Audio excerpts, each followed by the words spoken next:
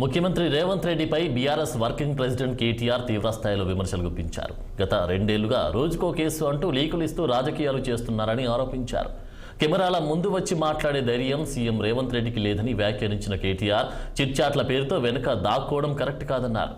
దమ్ముంటే బహిరంగంగా బయటకు వచ్చి కేసులపై మాట్లాడాలని సీఎంకు కేటీఆర్ సవాల్ విసిరారు. తమపై పెట్టే కేసులకు భయపడే ప్రసక్తే లేదని కేసీఆర్ గర్జిస్తే దానికి సమాధానం చెప్పే ధైర్యం సీఎం వద్దలేదని వ్యాఖ్యానించారు. పాలమూరు ప్రాజెక్టు డీపీఆర్ను కేంద్రం వెనక్కి పంపిన అంశంపైన మాట్లాడే దిక్కులేదన్నారు. కేసీఆర్కు నోటీసులు ఇస్తున్నామని చెప్పడం ద్వారా ప్రజల దృష్టిని మరల్చడమే సీఎం ప్లాన్ అని కేటీఆర్ ఆరోపించారు. సీఎం హనీమూన్ పీరియడ్ ముగిసిందని, ఇక నుంచి రాజకీయ యుద్ధమేనని కేటీఆర్ హెచ్చరించారు.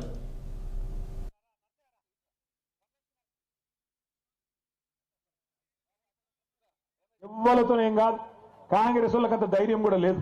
కేసీఆర్ గారు గర్జిస్తే ఈ జిల్లా మంత్రులు, నీళ్ల మంత్రి కూడా ఈ జిల్లాలోనే ఉన్నాడు. పాపం ఆయనకు నీళ్ల గురించి కూడా తెలియదు. నిన్న ప్రెస్ మీట్ పెట్టిండి, నేను చూస్తా ఉంటా. ఆయనకి ఏం తెలియదు.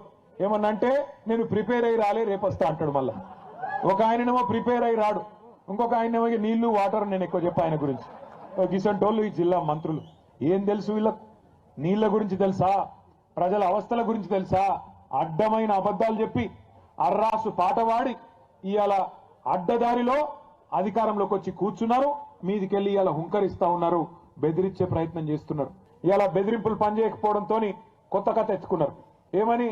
మీకు ఇందిరమ్మిన్లు ఇయ్యం, మీకు ఫలానాది ఇయ్యం, మీరు సర్పంచులందరూ మాతో వస్తేనే రేపటి రోజున మీకేమైనా ఉంటుందని చెప్తున్నారు. నేను మీ అందరికీ ఒకటే గెలిచిన మా గౌరవ సర్పంచులకు, ఉప సర్పంచులకు ప్రత్యేకంగా నేను విజ్ఞప్తి చేస్తా ఉన్నా. ఒక్కసారి మీరు పరిస్థితి గమనించండి. గెలిచిన కాంగ్రెస్ ఎమ్మెల్యేలకే ఇవాళ దిక్కు లేదు అక్కడ. మీరు చూడండి, నేను చెప్పేది అబద్ధం కాదు.